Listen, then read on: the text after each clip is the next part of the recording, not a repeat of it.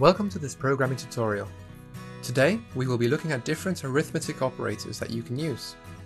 As you can see, I have an output asking the user to enter a number, and then I am storing the user input into a variable called input number of type string, so that I can use it later. Keep in mind that you can use arithmetic operators on any values of data. In this example, I wanted to show you using user input so that we can test it with different numbers. At GCSE and A-level, we will look at 5 types of operators: addition, subtraction, multiplication, division, and modulo. Let's output the user input and use the value of 2 for each arithmetic operation.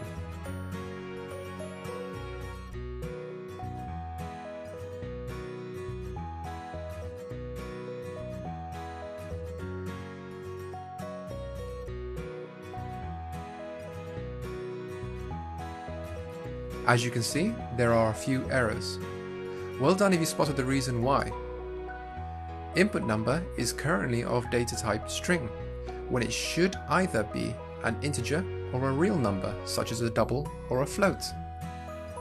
You'll notice that the addition works fine, as 2 different data types being added together will join them instead of actually performing the calculation. Let's modify the variable we created so that it is an integer. As console.readline is a string, we will use our conversion method to convert it to an integer.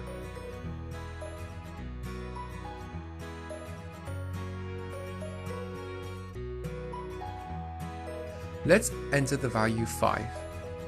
As you can see, it has added 5 to 2, subtracted 2 from 5, multiplied 5 by 2, and divided 5 by 2.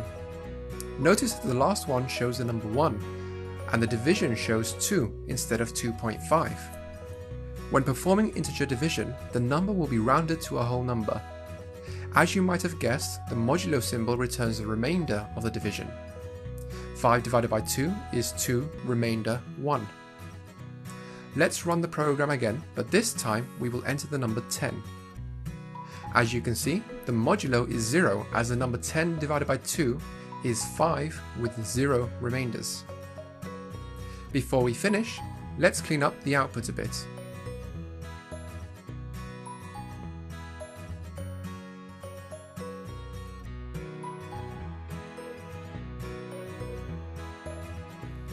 In this case, I have used the addition arithmetic operator to concatenate the input to a string of the arithmetic being performed to the actual calculation that I've kept in its own brackets.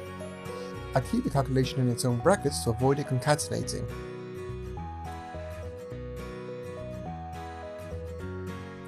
As you can see, the output is much clearer.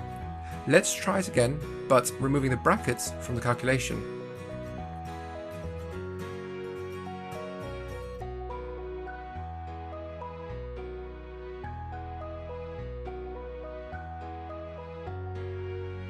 As you can see, it has joined both values together because they're both of different data types, rather than performing the calculation.